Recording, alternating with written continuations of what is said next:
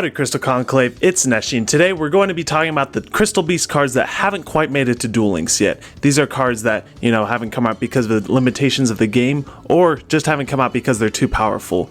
But before we get started, make sure that you subscribe to the channel so you don't miss out on amazing Crystal Beast content, and join the Crystal Beast Discord so you can join in on the Crystal conversation. Now let's get into it, starting it off with Ancient City Rainbow Ruins. Now it's pretty obvious why this card is on the list, considering Duel Links has only 3 spell and trap card zones, and Rainbow Ruins has a 4+ and a 5+ effect, meaning you are not legally allowed to be able to resolve the 4+ and 5+ effects of Rainbow Ruins. But what if there was a skill that allowed 2 more spell and trap card zones specifically for Crystal Beasts, and started you off with Ancient City Rainbow Ruins at the beginning of the duel? I can see this being a problem considering Duel Links is traditionally meant to be a mobile game, so you have that little screen and that's why you have 3 zones. Now if you extended it to 5 zones, that might be a little hard to implement just in the game, like mechanic wise and aesthetics.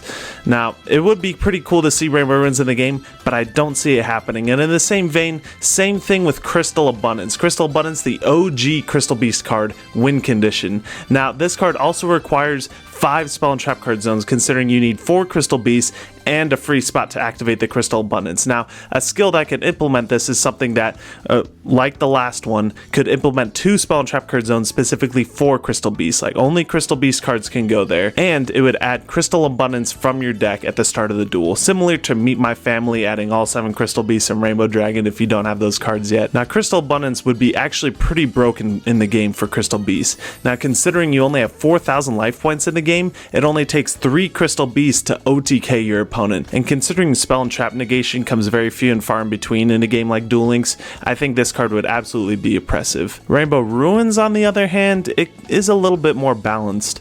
The 5+ effect, especially summon everything, Ruby is still hindered by the 3 monster zones. So you just have a Ruby sitting on the field, especially summoning Ruby in the Yu-Gi-Oh! Duel Links is just not as impactful because you only have 2 more slots to put your Crystal Beasts in, and what are you going to do with that Ruby on field? You're not going to turn it into rank 3 unless you summon another rank freebie. You want to keep cycling out those Sapphire Pegasus, right? It has the biggest attack and it's able to get Crystal Beasts in your spell and trap card zone, fueling up for the next Ruby big special summon, which happens to just be 2 Crystal Beasts.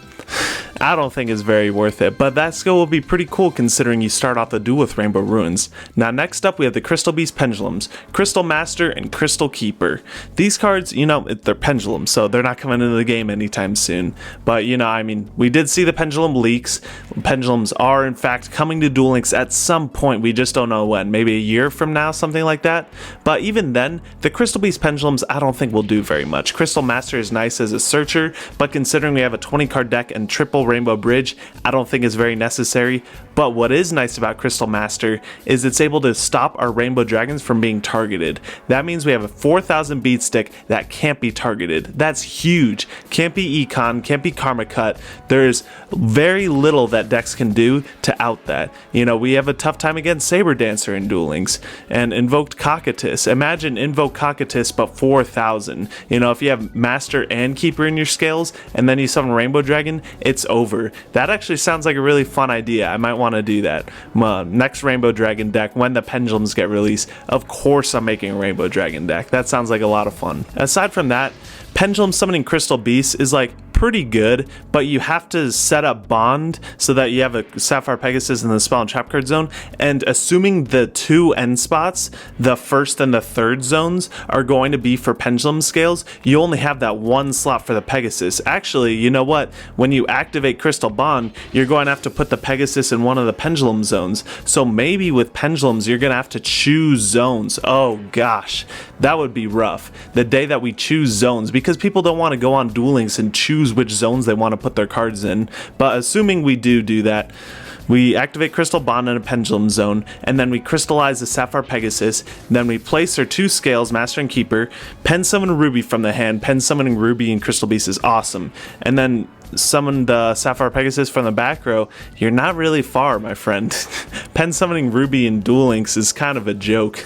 You can't really do much with that, but Still, it's pretty cool being able to keep your Crystal Beast from being targeted or destroyed while you have Crystal Master and Keeper up. The Crystal Keeper effect in hand can come up, the Honest effect that doubles a Crystal Beast battle damage, but I think it more so comes up with a monster that we're going to be talking about later down the line. I think you can guess what I'm going to say.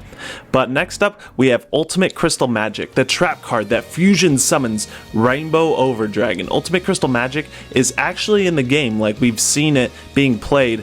Jesse actually played an attack duel event alongside Jaden, and he used it to summon Rainbow Overdragon, and they go into Rainbow Neos.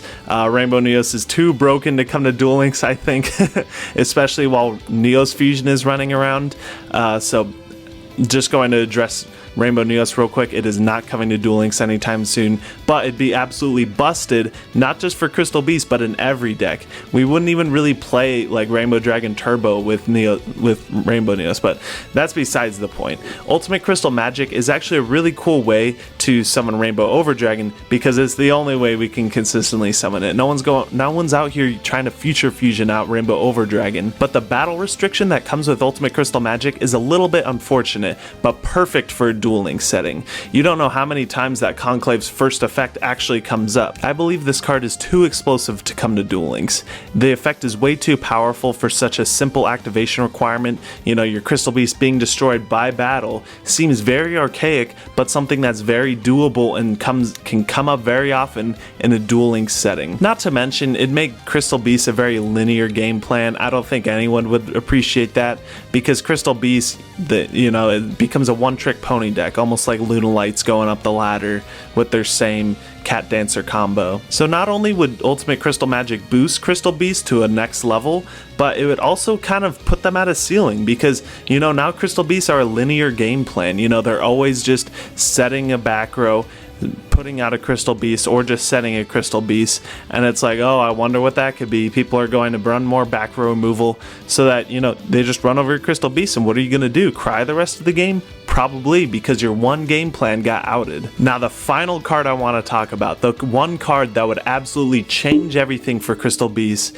Rainbow Dragon, the Zenith Crystal Beast. I've talked about Zenith countless times, but it's particularly amazing in Crystal Beast. Not only does it bolster Rainbow Dragon strategies, being able to summon a Crystal Beast from your deck, you can do that for an Xyz play, but also adding Rainbow Dragon to hand. Hence, you can cut Melody of the Awakening Dragon, which is getting kind of bricky in Rainbow Dragon builds, the one melody, but Zenith being able to add Rainbow Dragon just adds another level of consistency the deck has never seen.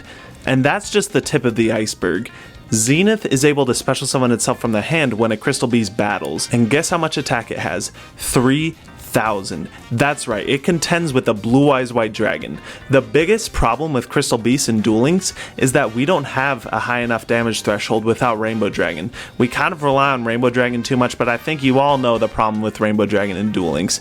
One Cosmic Cyclone on a Crystal Beast and you're SOL. No more Rainbow Dragon the rest of the game.